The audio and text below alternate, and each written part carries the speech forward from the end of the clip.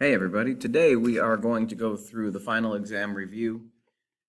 We are going to make it through as many problems as I feel like, and then we will move on to part 2 tomorrow. If some of this feels like it's been a while, that's because it has been a while. But we'll make it through. We'll see how many we can get through here in the first part of this video. So we're going to begin just in order here. We're talking about logarithms, which if you're looking through old notes, that was chapter 7. We learned that you can take a bunch of logarithms and combine them into one logarithm. It's called condensing. And we learned that if there is a number in front of a log, you can pick it and flick it. Shout out to my old mentor teacher who taught that. You can turn it into an exponent right there, and you can call it the log of x to the third power. You can do the exact same thing with the next one. You can call that 4 squared, and you can call this one 2 to the third. Okay. Now, 4 squared is 16. 2 to the third power is 8. So that will help us along as we go. Now, our ultimate goal is to write a final answer that has the word log written only one time, okay? So whenever we're doing one of these condensing problems, our ultimate goal is to write the word log only one time. And the trick to that is anything that is being added can turn into multiplication,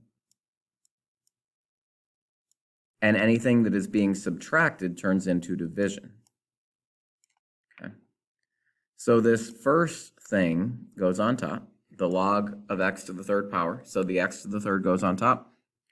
The 16, however, that log is being subtracted, so that's going to go on bottom.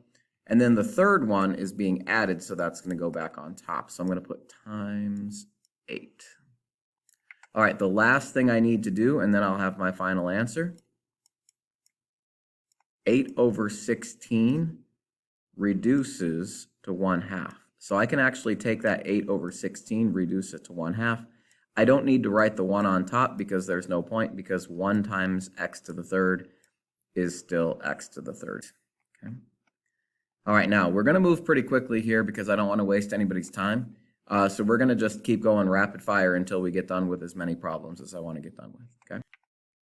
All right, so we learned a formula in that chapter, the sum of the infinite geometric series. We talked about a lot of different formulas in that chapter, and this was the one that we learned last.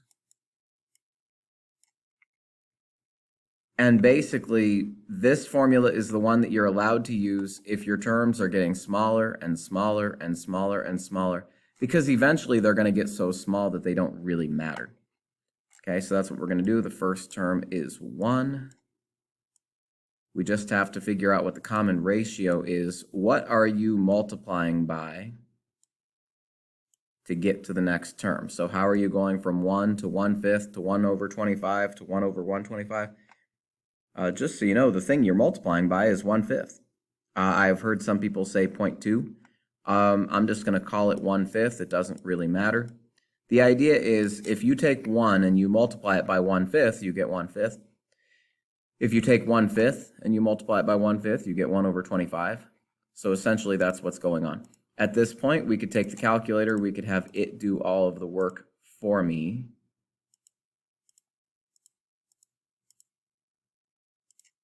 And then we could have it do my favorite thing.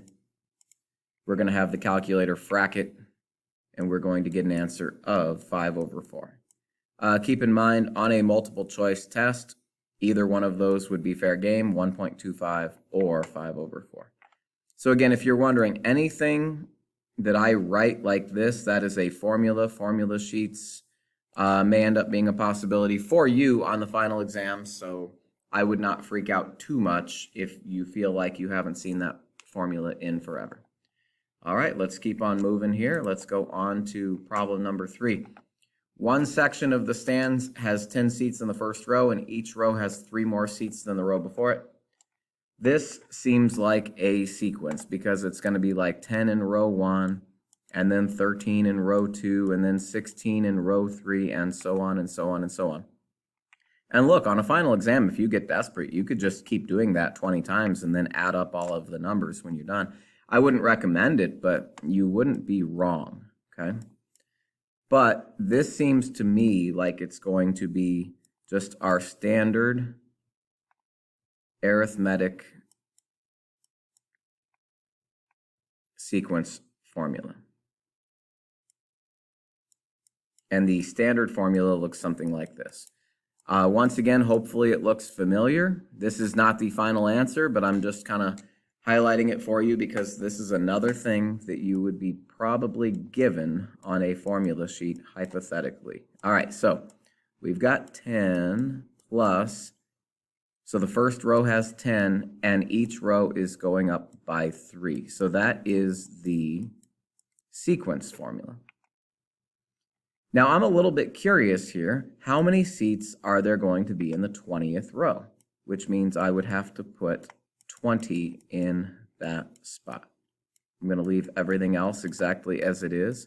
Once again, you could simplify this as you go, but I don't want to. I am in a hurry. I am freaking out about the final exam, and I'm just going to have the calculator do all the work. There are 67 seats in that last row. The reason I am keeping that in mind is because we have a sum formula. We have a series formula. Remember, if you have a capital S, that is referring to a series. So we actually had one other formula that we were allowed to use in this situation. And basically, you figure out how many seats are in the first row and how many are in the last row, and you plug those numbers in. So I'm going to do that. I'm going to put a 20 because n is 20. I want the sum of the first 20 terms. The first term was 10. The last term was 67. Okay. So we're going to get our final answer here. And again, if this seems really, really tedious to you, I guess you could just add up all 20 numbers, although seems to me like that would be even worse. Turns out there are 770 seats in that section of the arena. Okay.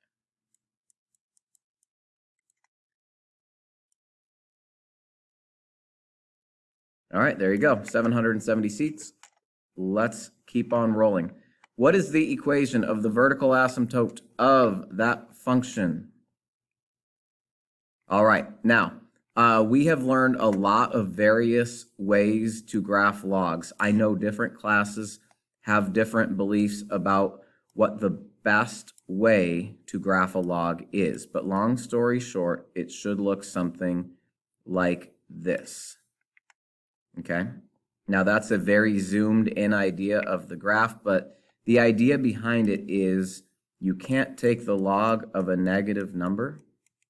So there ends up being what's called an asymptote right here on the y-axis, which, by the way, that is x equals 0. If you wanted to know the official equation of the y-axis, it is x equals 0. This is how a standard log graph looks. Okay, obviously I didn't label it, but just in general, it goes up slowly over time, and there's an asymptote at x equals 0. I bring that up because we had a couple of translations that needed to take place. That x plus 2 means we're actually going left 2 units, and that minus 4 means we're going down by 4. So if you wanted to make a new model of that graph, you would have to go left by 2 and down by 4, and then it would look pretty much like the standard boring graph was. So I bring that up just to say that the vertical asymptote got moved to the left by 2 units, which means instead of it being x equals 0, the vertical asymptote would be at x equals -2. So I know that's a lot of drawing for a very short answer, but I just wanted to throw that out there. Okay. All right, I think we're going to keep on rolling here. Again, my goal is to get through as many as we can. So now we are going to go through the domain and range of the following functions. All right, so this one, hey, look, we've got some old stuff from function modeling. So just to make my graph look better, I'm going to hit zoom standard. That's if you hit the zoom button and then the number 6, you get a standard graph. Because I am pretending to be one of you, I am pretending to have forgotten everything there is to know about graphing exponential functions. So I am going to use my calculator. All right. So the domain of 3 to the x, this is one of those graphs that goes forever to the left and to the right, but it just shrinks and it gets really small as you go to the left. So that graph does actually go on forever, you just can't see it. Okay. Now the range, it never actually touches 0. So if I were to zoom in forever, you would notice it never actually touches 0. It gets closer and closer, but it never actually touches. So when I'm writing the range of this thing, I would go from 0 to infinity, but I would not put a bracket on 0. I would put parentheses there because it never actually touches 0. Okay. Now the reason that is so important is because logs are really just the inverse of exponential functions. So if you were to graph the log at the same time, you would notice that they are basically just flipped versions of each other, okay? Now, I know a lot of you forgot this over time, but if you are doing a base other than 10, you have to get a little bit creative about how you punch it into the calculator. But here you go. If you look, these two graphs are actually inverses of each other. And the reason I bring it up, if they are inverses, that means the x and the y switch, which means the domain and the range switch. So now, if you're looking at the graph of the log, the domain will be 0 to infinity, and the range will be negative infinity to infinity. Okay. All right, we're going to keep on moving here. I know we're moving quick, but you can pause if you need to catch up. All right, midlines. The midline of a sine or cosine graph is just whatever number it got moved up or down at the end. So y equals, and then whatever it got moved. In this case, it got moved down 1, so I'd put y equals -1. In this case, it got moved up 3. In this case, it got moved down 4. And in this case, it got moved up 2. That 2 in front does not change the midline. It only changes the amplitude. And that negative in front does not change the midline. It just creates a reflection. All right, let's keep on moving here. 3 to the x power. All right, well, we actually already have it over here. So I could really just copy that over, but honestly, I'm not going to bother because I think it's easier just to remember. Anything to the 0 power is 1, so I'm going to put a dot at the point 0, 1. 3 to the first power is 3. 3 squared is 9. So that would actually be off the graph very slightly. And then remember what we talked about. It kind of flattens out to the left. It never actually touches 0. It gets closer and closer to it, but it never touches.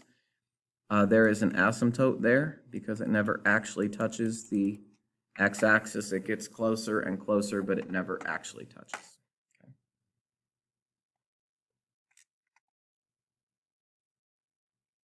All right. So number 8, once again, we're getting into the log graphs. Remember, the log graphs are just a reflection of the exponential graphs. Normally, the vertical asymptote is the y-axis, otherwise known as x equals 0. So I'm going to keep it there unless I have reason to move it. Now, if I multiply a log graph by 2, that is not a good enough reason to move the vertical asymptote. I could prove it to you on the graphing calculator, but I want to keep moving. If I push a graph up by 3, that would not change the vertical asymptote either. It's only these two that would change. So if I'm going to go right 2 units, that means my vertical asymptote would change to the right by 2 units, which means it would have to be at x equals negative, or x equals positive 2. Also here, if I'm going to move it left 5 units, then that would mean my vertical asymptote would move to the left by 5 units, and it would be x equals negative 5. Okay. All right, we're rolling along here. We're going to keep on moving, see how many more I can get done before my video cuts off. All right, business sales were $9,475 in the first year, and since then he has experienced a constant 5% growth. All right, so we have a lot of different formulas that we work with whenever we are dealing with exponential functions. The most basic one was just that. You have a starting amount and then your growth. Now, what people mess up all the time, so please do not be this person. Don't put 5%, don't put 0.05, because you have to have your starting amount as well. So if you want actual growth to take place, your base number has to be greater than 1. So don't put 0.05, put 1.05. You could put x, you could put t, whatever the multiple choice problem or whatever it is asking you to do, pay close attention. Now that actually leads us into question number 10. Why is this exponential decay? I could actually demonstrate for you on the graphing calculator. If you have something like 3 to the x, that is exponential growth, because over time it is increasing. But if you had something, let's say you had something like 1/2 to the x power. I'll just use that as a random example here, and you'll see why in a second. 1/2 to the x power goes the other way around. It's going down over time.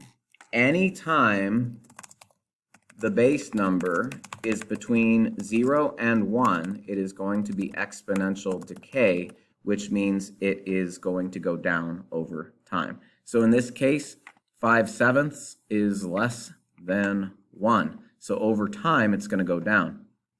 The short and sweet of it is, if you multiply a number by another number less than 1, it's going to go down. All right, we have an arithmetic sequence. We have already used this formula once. So if it looks familiar, it is because I already wrote it here one time. So we got that, there you go. The first term is 2, the common difference is -6. Now I'm going to do something for you here. I don't know if this is going to be required of you on the final exam because they don't trust me with the final exam. However, sometimes they're going to give you this, and that's going to be good enough to be your answer. Okay, sometimes depending on what kind of test you're taking, that would be good enough. You take the first term, put it where it goes, you take the difference, you put it where it goes, and then you're done. Sometimes, however, they are going to make you simplify. And the way we simplify, 2 little steps. We distribute, and then we combine like terms. So if it were me, if it were my test and I were giving it, I would require the kids to finish the job. I would require them to actually go through the process, combine your 2 and your 6, and make that your final answer. However, on a final exam, if it's multiple choice, be on the lookout for anything. That might be done already. You may not have to go through the extra steps, okay? So I'm telling you, this is what I would do, but this might be good enough. All right, we're almost done with this first day. The first term is -13, and any term after that is going to be 3 more. remember, the recursive formula is where you announce to the world, attention please, my first term is negative 13, and every term after that is going to go up by 3. Okay, that's what it means. The explicit formula is where you have to actually use, oh, I don't know, maybe what we just got done doing, the exact same formula. The first term was negative 13. The common difference is going to be 3. So again, recursive is where you're building off of the term before it. Explicit is where you have to actually go through the math.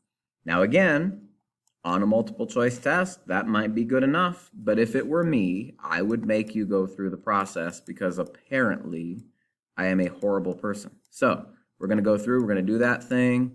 We're going to work through this, combine our like terms, negative 13 and negative 3 make negative 16. And that would be the explicit formula.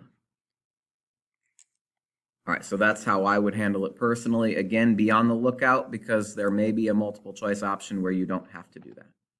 All right, 2 more today. Number 13, just so you know, they made a typo. That should be a sub 3. So if you got ahead of me and you're wondering what the heck is going on, okay, they made a mistake. That should have been a sub 3. You could do it with it being a sub 2, but it's going to come out to decimals, and I don't want to, so I am not going to. All right, so let's take a look. A sub 3, a sub 4, a sub 5, a sub 6. And it went from negative 20 to negative 41. I am going to flash back to Algebra 1-2 here real quick. If I went down by 21, as in I went from negative 20 to negative 41, I went down by 21. And it took me 3 jumps to do it, from 3 to 6. By the way, if this sounds like the slope formula from back in Algebra 1-2, you're right. Anyway, I'm using just a little bit of good old-fashioned rise over run to recognize that my common difference is negative 7. Okay, so that's what I'm going to go off of here. So I'm going to use the same exact formula that I did for number 11 and number 12, and I am going to use negative 7 as my common difference. So if you're wondering why I chose that, that would be why. I basically just kind of counted backwards to figure out what the heck was going on. It turns into a slope thing. Now, since we need the first term in order to get this thing right, why don't we count backwards a little bit more? So negative 20, I made 3 jumps to negative 41. So if I'm going down by 7 every time I jump forward, that means I'm actually going up by 7 every time I work backwards, which would put me at negative 6. So the first term of this would be negative 6. And if you're struggling, you could just lay it out with a table and figure out what's going on. Now, for the third time, if it were my test, I would make you keep going, but I do not know what the final exam is going to make you do, which is why I would like to just be better safe than sorry and show you the process of simplifying just in case they make you, which would be distributing and then combining like terms. So again, I cannot make you. However, it's good to talk about anyway. All right, my last problem of the day. We're going to go backwards and we're going to create a recursive formula. So again, a recursive formula is when you start by announcing to the world what the first term is. Attention please, the first term is 3. How do I know that? Because it was right here. If you take a geometric formula, which we have not used yet, but the geometric formula has a number in front, that is the first term.